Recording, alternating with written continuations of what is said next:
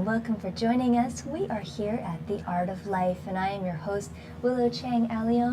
We broadcast live every Friday from 2 to 3 p.m. here in the heart of downtown at Pioneer Plaza. You can catch us on our live web stream, but of course, we live forever on YouTube as well. So either way, it's a good show regardless.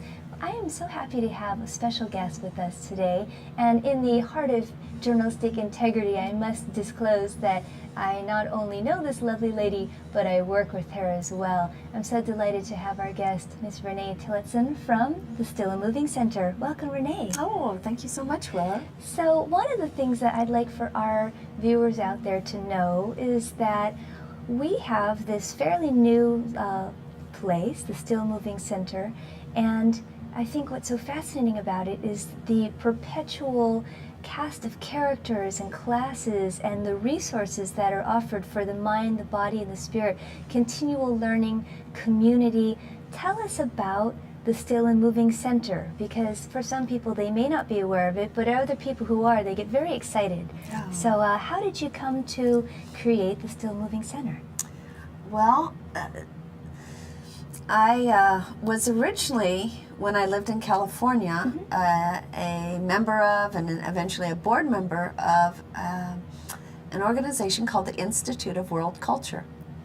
Cool. And we did all kinds of programs recognizing cultures from all over the world and what their different contributions might be in the world of like music or mathematics, visual arts, literary arts, all kinds of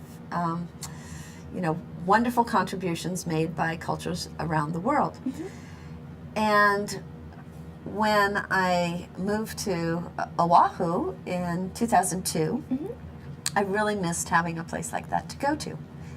I found myself in a culturally diverse mix that was, unparalleled to any place I've ever lived. So it was, an incredible place to land, and yet to have some place where these different cultures were being recognized and intermingling with each other in a programmatic basis wasn't something I had access to. Right, so you kind of created a home base for this, actually. Well, kind of. Yeah. That place in Santa Barbara, California, was a little more academic. Okay. And what we have in Honolulu, Still and Moving Center, is very heart and movement, body oriented. It's a place of great joy. I would have to agree. And I would add to that, I would say it's very practice driven. And I think some people, they might be nervous when they hear the word practice because maybe their association is that that's somehow drudgery or work. But ideally, a practice is something that allows you to reap the joys and glean the learnings of your practice, whether it's your hula or your meditation, your qigong. It's within the practice that you find the lessons. Yes. And I think that the center really helps provide that continuity and also a safe place for people to cross-pollinate different disciplines. I think something that people, they're curious, the curiosity is there. I think everyone has a seed of curiosity, but it depends on how much do you nurture that curiosity. And I think one of the things that's great is that at Still Moving Center, you can take that curiosity and you can try different things. I'm hoping we can segue into the Golden Circle membership, because that's something that when I have students come from different backgrounds and disciplines, I'm always thrilled that they want to try something new, like a different dance class. Right. Can you tell us about the Golden Circle? Well, first probably I should satisfy your viewers' curiosity as to what it is that we actually do offer. What is this? Still and Moving Center. Is it a yoga center? Yes. Yes. Is it a dance center? Yes. Is it a martial arts center? Yes. Does it have a boutique? Oh, yes. Yes. Do we offer massage? Yes. So it is pretty comprehensive. The best way to understand it probably is that it is mostly a place where you can delve into very mindful movement practices. Right, right. So you mentioned a few of these, and I know when people go to the website, there's a lot of information. Some people are very oral, so we're going to talk about this. Yeah. There's a kumu hula that's on site, and so people have an opportunity to get in touch with the host culture and the dance and the language. Can you tell us a little bit about Kumu Malia? Yes. She's just a magical person. Yeah. She, I think for us, represents the spirit of aloha at Still and Moving Center. She is so warm in her embrace. And perhaps a number of us have experienced approaching a halau and maybe not being from the host culture and not feeling a great sense of welcome. I have experienced that on several occasions elsewhere. And with Malia, there's just no barrier. Everyone truly is greeted with aloha. And I remember looking at a picture of one of her classes last summer. Right. In that picture, I saw people from Korea, people from Japan, 2 from Poland, 1 from Algeria, and 1 from Germany that I just recognized. Right. All just happily and beautifully dancing hula with Kumu Malia. Oh, that's fantastic. So, and then I hear back from these people when they have gone back to their countries of origin saying, oh, I can't wait to come back and dance with Kumu Malia, or saying, I know I can't come back for a while, so I found another place where I can take hula, or I really want to bring hula to where I live. That is wonderful. So she's a person who's a real exponent of the culture and is spreading it. Yeah, a gateway to aloha. Yeah.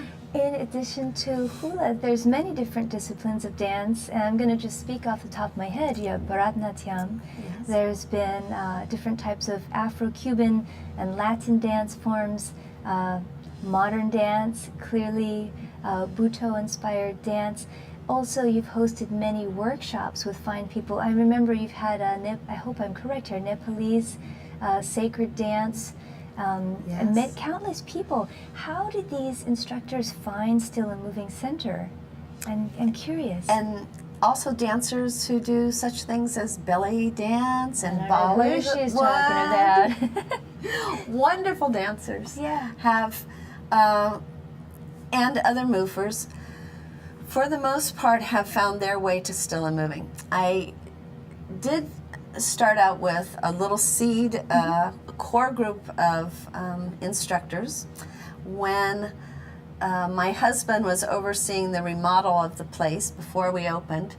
The remodeling took about 2.5 months. Yeah. And during that time, besides my helping to design the remodel, I was rather covertly going to all kinds of classes all over the island, taking a Tai Chi class here and different kinds of yoga classes there, and I came to your dance class at some point, and if I felt as if the teacher was one that would fit well at Still and Moving Center, after class I would go up and introduce myself and say, I'm opening a movement center and I'd love for you to be a teacher. So that's how we got our core group. And since that time, it feels like since we created this very, very beautiful center with incredibly talented people involved in it, Absolutely. it acts like a magnet.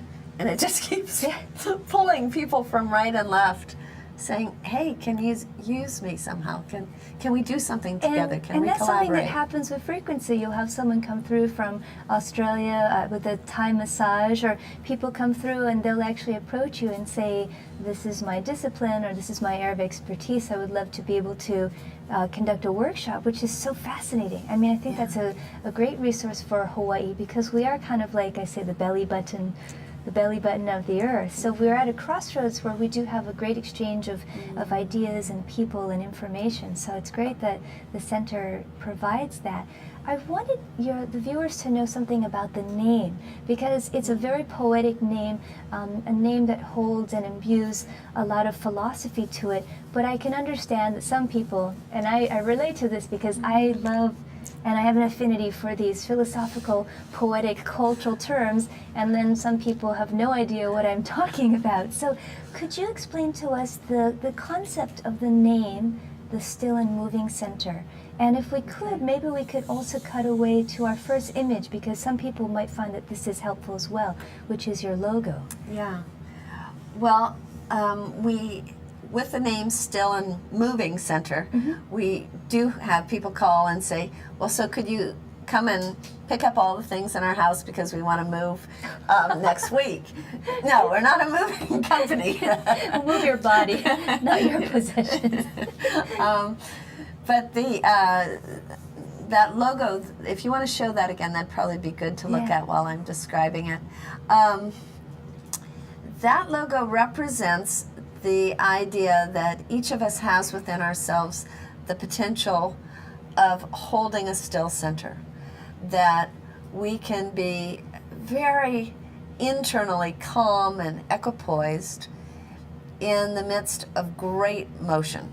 And that can be the motion of our bodies, like when I see you whirling in circles. I don't even know how many times you spin around before you turning. before you stop. You know, in that great physical motion. It could be in the whirl of our thoughts, in the whirl of our emotions, or just in, you know, the hubbub and busyness of our daily lives. All of those outer swirls that happen around us, those are represented by that swish that's in motion on the outer edge. That's the moving part. But internally, we all have the ability to hold that still center. And in turn, they balance each other. They're complementary. So you can't really have, well, you could have one without the other, but it would be kind of a little lopsided. I like the idea that when you find that center, it gives you the opportunity to respond to something as opposed to react. And I think what that does is it allows people to find their equilibrium so they can make a choice, that they're consciously making a choice to do something that's proactive, that's positive, that's beneficial. And I think that movement really helps us, mindfully moving helps us encounter that opportunity to be responsive as opposed to reactive. I think that when people come to class, they might be in that whirling state, as you mentioned, but when they leave class, they come back to that center point, and then they're able to go on about their day and, in essence, share that change of energy, which I think is so beautiful. I see it on a daily basis every time I come to the center. You know, it's pretty remarkable. Yes. I wanted to talk about the facility itself, and I regret that I don't have more photos, but you'll see a few when we do scroll through some pictures.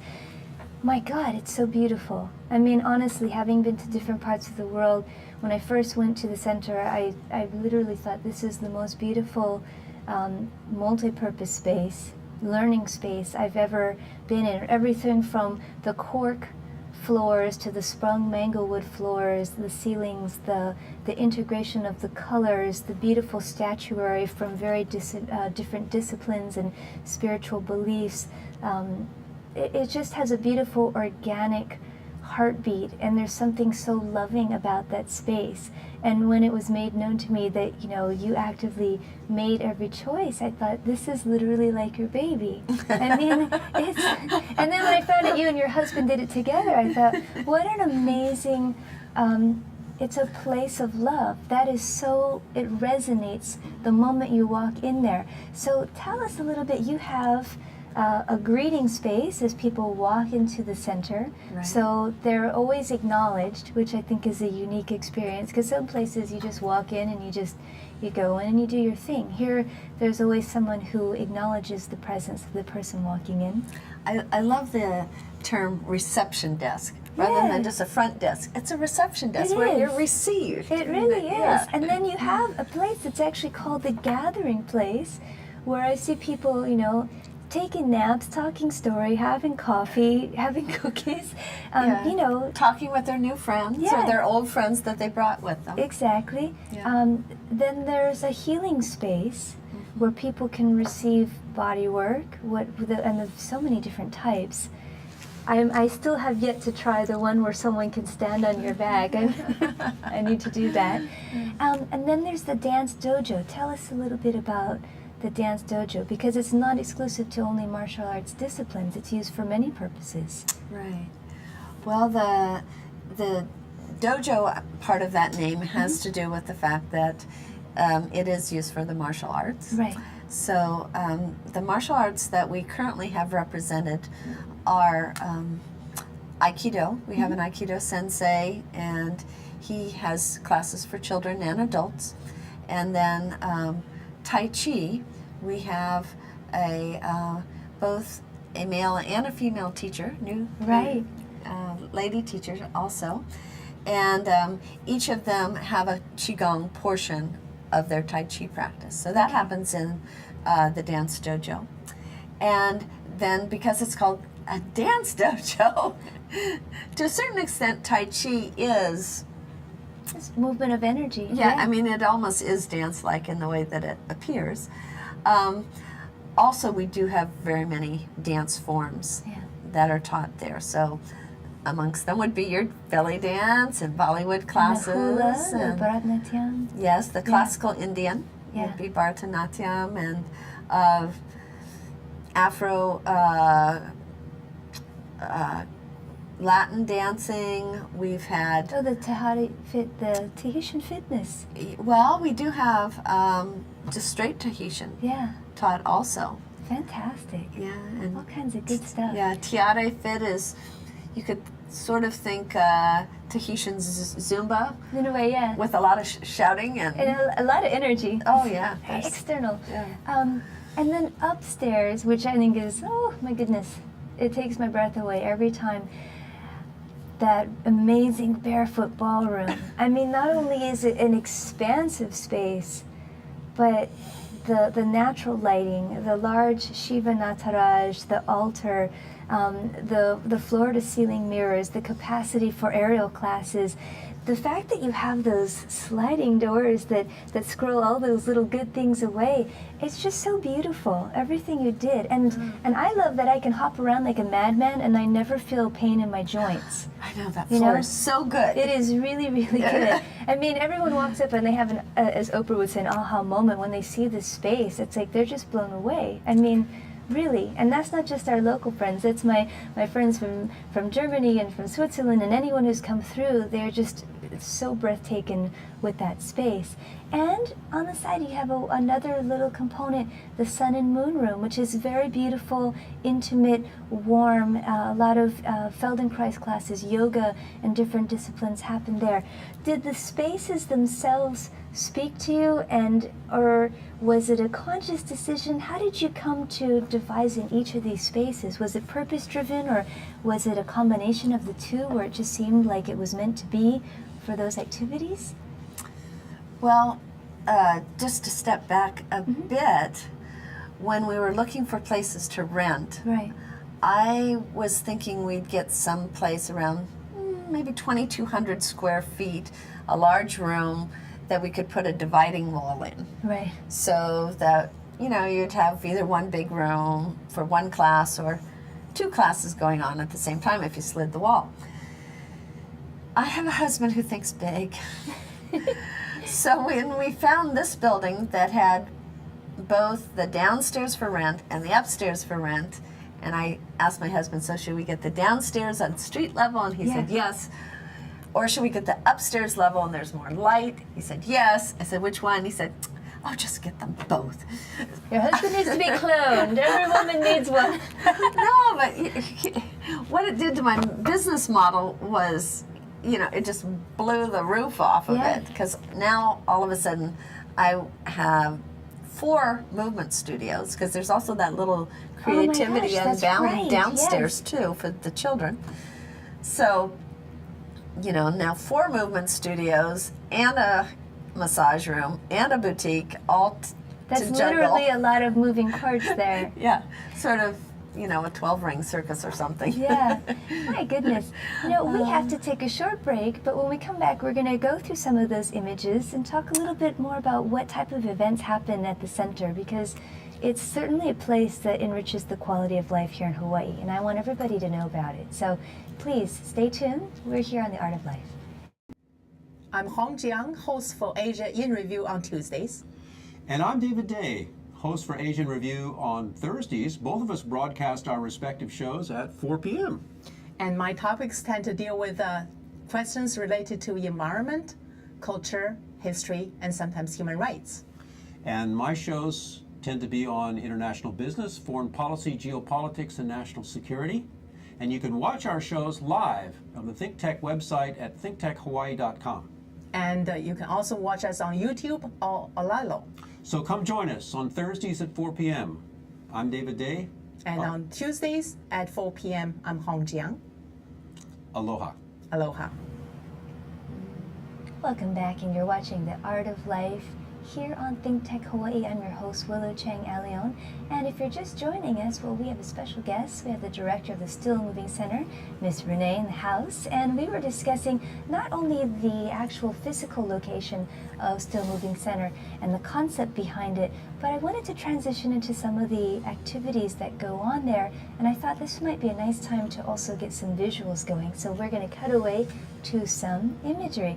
So we've done a little research about you, Renee, and we know that you're kind of a Nia addict. I hope that's not an offensive term, but That's pretty true. I have a confession. Many moons ago, I got a call from the Honolulu Club, and this was a long time ago, and they said, we have a director coming in who's going to be teaching this new movement practice called Nia, and they explained the whole concept, and I was very intrigued by, there was world dance and movement and martial arts and all these various components. And at the time, I was, deep in planet belly dancing, and I was about to go to my first retreat in San Francisco in the Bay Area. And, being on a budget, I had to decide, am I going to start something new, or I'm going to, stay with the old tried and true horse? And so I went to my retreat many years later to realize that Nia is exactly what motivates you as a mover, and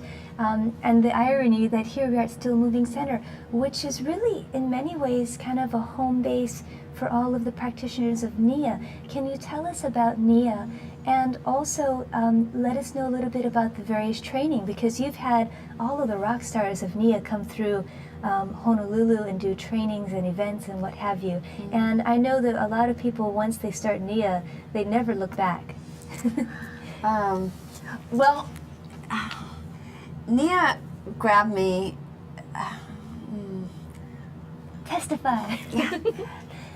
Because it makes me feel so much joy. Yeah.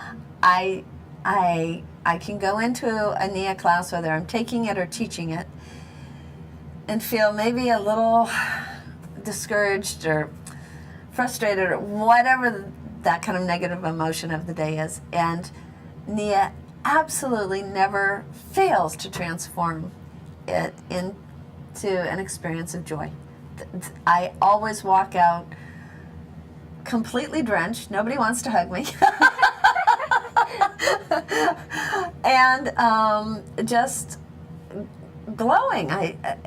Life is good. I would say, in addition to glowing, I've seen a lot of people basically floating out of your class. They're kind of like on their own little happy cloud, and when we've been outside the class and we look in the window, you guys are having the time of your life. It's really cool. Really cool stuff. Yeah. We have a picture of the lady who has created Nia. I hope I'm correct. Tell us about this. Oh, she is just a kick in the pants. And we mean that in the best way. Oh, absolutely. Yeah. Her name's Debbie Rosas. Mm-hmm. She is an absolute visionary. Her view of what the human being is capable of is boundless. Yeah. And she encourages us all to step into our greatness. And she walks her talk. I love that. Now, you've had her, I think, perhaps twice since the center is opened. Yes. Does she plan another return to Honolulu in the future? Oh, she's a very difficult one to pin down. She's a woman in demand. She is. Yeah. And I will say that I will be seeing her next week. Yeah. I thought I had gone through all of the NIA teacher trainings. Because you are a black belt. I am know a black this. belt, yes. Yeah. And as of next week, I'm going to a first degree black belt intensive training. How cool is that? Yes, it's a new level Yeah. to be attained. So they're offering it, and I signed up immediately. That's awesome. In addition to having Debbie come back and forth, you've also had other instructors affiliated with NIA come and teach. Just recently you had somebody. Is there a network that, or is there a circuit, or do they just find out about you because you're a fellow practitioner? Because it seems like it's a very healthy community. Oh, yes. There are NIA trainers as well as NIA teachers. Okay. So the trainers are people who train people to become teachers. I see, I see. So every year I do my best to make sure that we offer one NIA training to get people to one degree or another of the teaching level. Very cool. Yeah, so just this last month we did a white belt teacher training, and we had a trainer named Britta von Tagen who came, and that lady is so much fun. She does kind of like these shrieks of joy and bird calls incessantly throughout her dancing, and That's something I think that's really cool about NIA is there's that encouragement to use and utilize the voice, which is using the vibrational healing of the voice, and also to assert that we have a voice, and that we should be able to use it fearlessly. I think that that's a really healthy message. And I would say in Hawaii, and I'm going to go there, for women where we're sometimes maybe we feel we're supposed to be seen and not heard, it's very empowering to be able to use the voice and to make a sound and to discover our voices in that way. So that's one thing I think is so neat about NIA, using the voice in that way. And you do that in belly dance also. We do from time to time, but it's sometimes there's those little hurdles for those reasons. People are afraid to make noise, and once they realize that they can, then usually there's no stopping them. Right.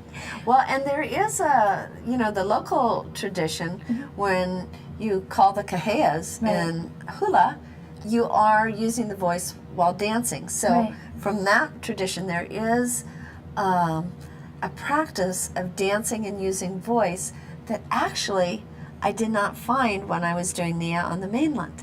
People didn't even have that context of associating, body movement of dance with the use of the voice. Oh, and I'll tell you, it's not a full body experience until you can use the voice. No. It's a different experience. And that's not to discount any other practices, but historically and culturally, many dance forms actually have used the voice. The dancer was a musician or a singer, or they would work in this capacity or even tell stories. So it's interesting that in some ways we've kind of moved away. It's nice to see that there's a return to that. Especially in modern dance, you'll see that a lot as well. So all kinds of cool stuff. It is We good. have a bunch of images, so I want to make sure we can get through to them. Tell us about this, the amazing silks, and how Still Moving Center has become a palace for aerial training, for aerial yoga, and all kinds of exploration using the silks. Yes. This is a practice that when you look at these beautiful bright colored fabrics, you might associate with like a circus. Yeah, absolutely. And so they do give that kind of sense of celebration and joy, like having a bunch of balloons around the room or something. And so that's a very uplifting aspect of it. From the movement side of it, aerial yoga is actually a really healthy healing practice in that it allows people, I can't really see this image very well myself. Is it one with the I think person's... they have, they're opening up the chest and opening up the heart chakra, yeah. Okay, perfect. it is very lengthening to the spine. And sometimes, rather than hanging with the chest open, they're going to hang with like a downward dog, for example, where you have the hands down, the feet down, you're folded at the waist. Right. Your whole back is just getting elongated in that pose. So all the vertebrae are just getting this little tiny bit of separation. It's almost like you're lessening the gravitational pull on the body Yes. to use this. Yes. Interesting. You know, I know one of your instructors, Katie Fisher, said that she's had people who, they give their own testimonials. They'll say, oh, I was seeing, chiropractors for this, that, and the other. They come in, they take some of these classes, and the mobility, the flexibility within their spine, and the lengthening of the spine, the return to health is a very remarkable, and at times kind of an accelerated process, even though the yoga itself is low impact. I think people maybe they think, oh, I have to be Cirque du Soleil, I have to be flexible prior to it, but it's actually the opposite of that. You can come in as you are and use this to aid your body and to get into these different shapes that may be much more challenging without the silk, which is fascinating. Yes. Really interesting stuff. Yeah. You've had a lot of teacher trainings as well. Can you tell us about that? Because I think sometimes people think you can only take a class for your own practice, but Still Moving Center has really evolved into a training resource as well. Yes, we truly are an international training center. Right. I think of us as this hub in the middle of the Pacific that's drawing in trainers of many different movement practices who are training people to be teachers, and then sending out from Hawaii people who are trained to take these movement practices and spread them. And aerial yoga is one of these instances. Up until a couple years ago, if you wanted to become an aerial yoga instructor, You had to book it. Yep. Yeah. You're off in New York, Yeah. and that was really about It's cost prohibitive for a lot of local people who are sometimes working 2 jobs just to pay the rent. Yeah. Right. So here you are at home, no jet lag. Yes, and so we have a woman who was an excellent aerial yoga teacher, and so creative, developing her own program far beyond what she was taught when she got her training certificate. Is this Wendy? This is Wendy Yes, okay. Lynch. Yeah. And I said, Wendy, I don't know why we're letting people go to New York to get trained when you're teaching at so much of a more advanced level. You're making this aerial practice truly an aerial yoga practice. Yeah. All these movements are getting linked. There's this continuity. You have this meditative aspect to it. You should be training people to be teachers. You don't have to go to the Big Apple. You can go to the Pineapple. Yeah. I'm being silly, but it's true, Yes. I think that one of the things I like about Still Moving Center and everybody affiliated with it is it always is an affirmation about that, is that we have beyond capable instructors, sources, fonts of information right here in Hawaii. And even if they don't reside here, they come back and forth. One of our wonderful teachers, Ava, who comes back and forth 6 months in Germany and 6 months in Hawaii. What a great resource. What a great, hey, I need to look into that. But I think it's a positive thing for Hawaii, because I think for a very long time, born and raised here, there was this idea and this belief that if you wanted to seek out information, or if you wanted to be certified, or anything to progress in your practice, you had to leave Hawaii because the resources weren't here. I think we've really reached a point where that's just simply not true. Thank goodness, and it's so wonderful that we have Still Moving Center to help keep that sense of community and education going. We have to take that small break. Don't leave. We have a few more pictures and some really interesting developments that Renee's going to share. I don't even know what they are, so stay tuned on The Art of Life. Aloha, I'm Nicole Horry for ThinkTech. For nearly half a century, the Hawaii Foreign Trade Zone No. 9 has brought the benefits of the Foreign Trade Zone program to Hawaii businesses and entrepreneurs. DBET, the Department of Business, Economic Development, and Tourism, operates Hawaii's Foreign Trade Zone program to encourage international business and economic development. The Foreign Trade Zone's mission is to increase the amount of international trading activity in Hawaii, thereby providing employment opportunities for the residents of our island state. For more information, see ftz9.org. I'm Nicole Hori. Mahalo. Welcome, and this is The Art of Life. We are on every Friday from 2 to 3 p.m. here in Think Tech Hawaii. Again, you can catch us on YouTube. If you have questions, concerns, or things that you want to share with us, you can always contact our producer, Mr. Jay Fidel. And we also have a fairly new Facebook page called The Art of Life with Willow Chang. What a surprise. If you go there, I've taken the time and the liberty of posting every back episode of The Art of Life. So when you have some free time, or you're sitting at the bus stop or what have you, or you're spending time in an airport, you can watch every episode of The Art of Life. We are here with Director of the Still Moving Center, Miss Renee, and we're going to sequence through some of the photos provided because I want people to get an idea of some of the amazing things that are ongoing. And I confess, I took this picture off of your Facebook page. So here you are in a state of repose. Tell us about this. I see a bolster and I see An aerial an silk. aerial silk. Yes. Okay. So one of the more innovative aspects of aerial yoga is something called restorative aerial yoga or suspended aerial yoga. And it's a matter of staying close to the ground and being in a position that is very restful to the body. And also, you can tell from this position, I'm getting a great stretch. Yeah. And I'm completely at ease. There's no, muscular kind of tension that I have to use to hold that position. I'm just being suspended there. And my spine is getting all stretched out, and I'm just completely relaxed. It's awesome. It felt so great. I just had a little idea flash through my head when I saw this image, and it reminded me of when I was a kid. I used to ask my mom to hold my ankles upside down because I wasn't aware or cognizant why I liked it. I just knew that it felt good. It felt nice to have the back suspended. As I got a little older and a little heavier, my mom would be like, I can't lift you, you're too heavy. And then also I noticed, depending on who would lift your ankles, sometimes that point of contact doesn't feel really good. They're holding you too tight or just doesn't feel right. But this is so nice because you're not relying on having to ask somebody to touch you or lift you up.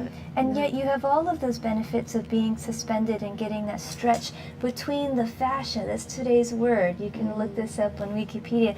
All of those little filaments between the muscles that we don't think about that really benefit from having that sustained stretch, which you can get from the aerial yoga. It's kind of cool stuff. It is. Or you can get it from massage. I'll take both. We have another picture here that shares with, this is beautiful. Here's Kumu Malia. Tell us a little bit about this image and the ladies present. Well, one of the women is probably the shortest one, is her mother. And I think that if we see Kumu Malia's got a head lay on, and right next to her, and her daughter is her mom. yeah, so Auntie Mary is sort of the den mom of the halau. I love it. So whenever we have costumes to be made, Mary is busily stitching away for us. And she's got as just much aloha as her daughter. Yeah. And then Malia's own daughter is there pictured just beside her, and she often will go on the outings. It's great. And this is something you mentioned, outings, is that Kumu Malia, not only for the halau, but also for people from the community who want to join her, learning about the different plants, learning about chants, going on to sacred places in Hawaii.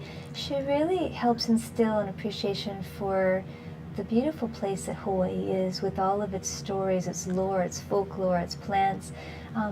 That's so essential. I think sometimes people grow up in Hawaii and they think that they're just going to be infused by living here with this knowledge, but the reality is unless you have somebody sharing that and disseminating that information, you may or may not have access to it. And she is so open about that. Can you tell us about some of these walks? I sometimes open up the Facebook news feed and I'll see people early morning sunrise walks or various hikes. I mean, it's a beautiful thing that you guys offer. Yes.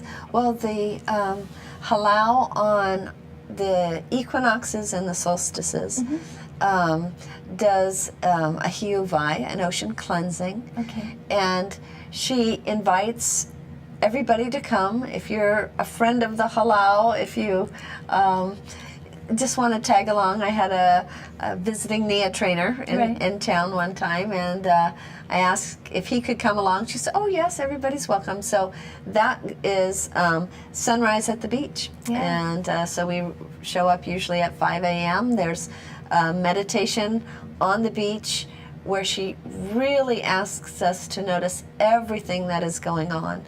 And one of the remarkable things about being with a kumu of her stature is that everything is significant. If you see a Eva bird flying by, or you see a certain cloud formation, or you don't see it when you were expecting it, or you know, the sun is a little bit delayed in terms of when it appears from behind the clouds, all of those things have a significance that she can suggest. It's true. Carl Jung, he said there's no such, he doesn't believe in coincidence, right? There isn't really such a thing as a coincidence. It always has a significance, there's a meaning, but it's having that guide to help you understand what the meanings are. A translator of sorts. Exactly. That is so cool. And then also, when you go to a sacred spot with Malia, for example, we have something called Authentic Hawaiian Experiences. If you go up to Waimea Bay Falls with her, as you approach a site, she will teach you the protocol of not just trampling on ahead. Asking permission. You ask permission, you wait until you have a sense of whether you're being welcomed or not. It could be just a gentle breeze that blows through, or you know, you have to, you have to be perceptive. Oh, what a gift as to whether you are being received, and at that point, then you go forward. And people with her will make leis from leaves that they pick up off the ground, so they're not plucking anything off trees. I forget the name of that kind of lei. Make it the lei, go up to Waimea Bay Falls, and then anybody who wants to can go into the pool of water and then swim it out to the waterfall. It's a pretty cool experience. That is cool. There's no shortage of the cool. Let's see what our next image is. Haha! I snuck that in there. You didn't know that. But I wanted people to see that you have this, I believe it's still called the E-Boutique. And you have boutique beautiful things for the practice of movement, books, talismans and jewelry and things like that, things that really celebrate the body and the mind. And the reason why I bring this up is because I remember my days in PE. I wasn't really like a fan. And PE was bad enough because you were told what to wear, and for me it was polyester shorts and polyester cotton T-shirts with the little ringers, and it was just so dreadful. But then as an adult, don't I remember that you refused to do it?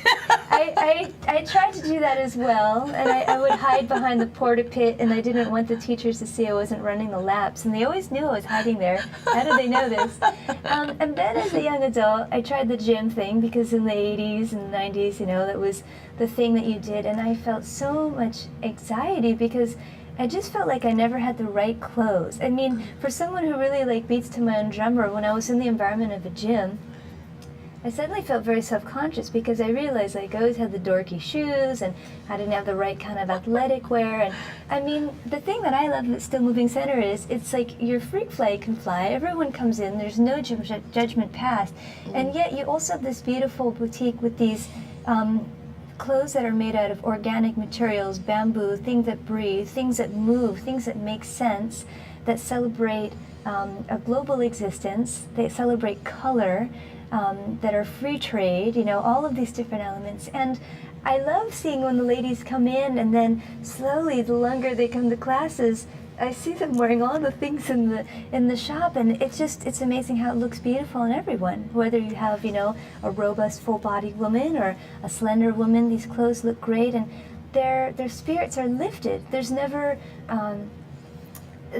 any push where they have to buy. There's no obligation to buy, but they do it because it's like they're becoming into their new sense of self. And I think that that's really cool. It's a really interesting point. It's an interesting experience to see that, and I love that you have it there. I love that you have food for people, you know, food for purchase, whether it's like those organic oat cakes or different kinds of drinks. You know, maybe they don't feel comfortable going into just a supermarket where there's health food, but then if they're hungry, there's something for them to try. Coconut water or it's kombucha. like there's these small ways where they can take baby steps into creating a new lifestyle for them, and it's very welcoming. It's always a very safe environment. I always call it the Yin Palace because it's there's so much flow and there's so much nurturing energy at Still Moving Center, which is very, I think, apropos that you have Kuan Yin, the goddess of compassion, right there as you greet you when you walk into the center. Sorry. Can I make a comment? Yeah. I was so interested about what you said about watching people's clothing change as they spend more time there. It's true. And I think part of it is when we think about going to the gym, I hear so many people talk about, I have to go to the gym now. Yeah. I have to.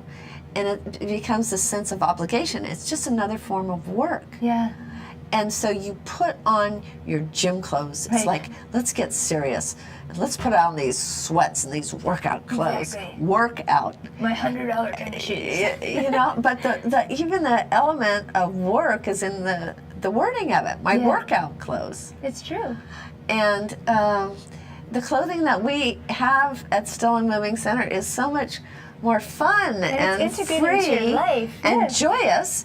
And when I walk out of class, I can walk next door and go have dinner. Or a cup of coffee, what have you. And We have some fun things coming up. We're going to jump ahead to this fantastic image. There we go. Tell us about this event coming up next weekend, because I'm very excited, and I think for people who feel any anxiety about Valentine's Day, and some people do, this is a beautiful way to be a part of community and to celebrate love and energy and learning and wisdom, and not have to deal with any of the commercial aspects of Valentine's Day. So tell us about the Tao of Aloha. It's up and okay. coming. Well, I think there is a picture of Chung Liang Huang right before that one. There we go. There, yes. This gentleman is a Tai Chi master. Okay. He was doing Tai Chi as a child and is recognized throughout the world as a Tai Chi master. He's an author of books on Tai Chi. He also was a great friend of the world-famous mythologist Joseph Campbell. Yes. Who resided here for a long time and whose widow still lives here. Yes, Miss Jane Erdman, dance royalty. Yes. And so Chung Liang comes every year to celebrate Joseph Campbell's widow, Jean Erdman Campbell, who's still alive, her birthday, which is the 98th birthday she's celebrating. Fantastic. So he is coming to celebrate her birthday, and while he's here, he wanted to spend more time at Still and Moving Center. Wonderful. So we have a series of events. The first is going to be called Tai Chi Meets Hula. Fantastic. And we have Kumuhula Malia right there. Yeah, so Chung Liang will be, head on with Kumu Malia, and each of them practicing their art forms and talking about their art forms, comparing them. And they're two such grounded practices. Yeah. When I try each of them, hula and Tai Chi, I find my center of gravity lowering. I find my stress level lowering. Yeah. My voice is lowering. I like it. And so it'll be very interesting to see the two of them practice. And they're both very nature-oriented Yeah. movement practices. Absolutely. Now that's one of three. So tell us about the second individual who'll be giving a workshop. Okay, well, Kumu Malia is meeting with him on February 12th, Okay. and that's a Wednesday. On February 13th, Ramsey Tom is going to meet with Chun Liang for something called Tai Chi meets Lua, the Hawaiian martial art. Fantastic. So Ramsey is a winner of last year's Hawaii Peace Award, I didn't know that. Wow, Yeah. congratulations. in addition to being a Kumu Lua Right. of a Hawaiian martial art. So these are two men with the skill to wage war and the will to wage peace. I love that. And we have another celebrated guest, the Yes. third guest here. This is Ramdas Lam from the University of Hawaii, who is going to be looking at the deeper aspects of yoga, with Chun Liang looking at the deeper aspects of Tai Chi. So Tai Chi meets yoga. That's on Friday afternoon, February 14th Right. at 4 o'clock. And then at 7 o'clock, there is going to be a Valentine's celebration with Tai Chi Boogie, and Chun Liang actually, besides being a Tai Chi master, is also a Hollywood dancer. He was trained by Sammy Davis Jr. Oh my goodness. He knows all this Hollywood dancing, and so he will be doing some demonstrations, and then he'll lead us all in joyous dance celebration, and we'll also have birthday cake with Gene Erdman. What's not to like? I mean, that's that'd be so pretty, much fun. That's a full plate right there. Oh yeah. Do people have the option to pick and choose? Can they drop Yes. in when they can? So people can come when they can, or you can go to all of them if you're lucky Yeah, enough. and please sign up online, and you'll find out how to pay, and Yeah. there's a package deal if you want to go to all four. We like that. Now we have another image here I'm not familiar with. You have a special announcement to make. It's right after our lovely dancer in red, our lady in red. Tell us about this, because it's news to me. Oh, okay. The Daily Love is a blog that has over 4 million followers and growing. Ooh. It's done by this gentleman, Maston Kip, who was this last year discovered by Oprah Winfrey and Rest is history. Yeah, yeah. So we're fortunate that he has included Honolulu in his tour, and is stopping at Still and Moving Center. Oh, So how that's exciting. this weekend on Saturday night. It's from, I think, 6 p.m. to 11 p.m. Okay, so that's on the 15th of February. No, the 8th. Oh, this week. Wow, on the 8th. That's very soon. The 8th of I mean, that's February. like soon. Bring your yoga mats. There's going to be yoga instruction, and then it's about opening the heart. Okay. So he's somebody who's very much about positive affirmation and really looking into how to open that heart up. I love that. And we have one last image here, which is just... Okay, this is the announcement I wanted to make. Okay. Can I give you a drum roll? Ta-da! Still and Moving Center will be offering the first aerial yoga ever done at a Wanderlust festival. Oh, that's huge. That's Yeah, huge. yeah. Wow. So Wanderlust is a yoga festival that travels all over the United States. Right. It came here to Oahu last year, but in none of these places has aerial yoga ever been done. This year, aerial yoga at Wanderlust Oahu will be done and provided by Still and Moving Center and Aerial Yoga Hawaii. My So- goodness, that's a huge coup. I know it's not to imply that there's a competitive element at all, but I mean, it's a very well-respected, well-attended event with Yeah. practitioners from all over the world. I know that they're going to have Moby DJing, and we have Mr. Baron Baptiste will be there with Power Yoga, and a lot of the luminaries of the yoga community are there, and they set up Yes. shop on the North Shore. So And our exciting. trainer, Wendy Lynch, Yes. is one of the featured teachers and performers. That is so cool, Renee. Congratulations. Thank you. Let's let our viewers know about where can they find out information about Still Moving Center. Okay, stillandmovingcenter.com. Yes, we're going to make you type it out. So type out the whole thing. stillandmovingcenter.com. It's a very comprehensive site. I mean, there's a lot of information there, so take your time. You also have a presence on Facebook and Instagram, I remember. Yes. So all kinds of great ways to stay connected. Telephone number, Telephone number. 397-7678. Repeat that for dyslexic folks like me. 397-7678. And that's, of course, the wonderful 808 area code.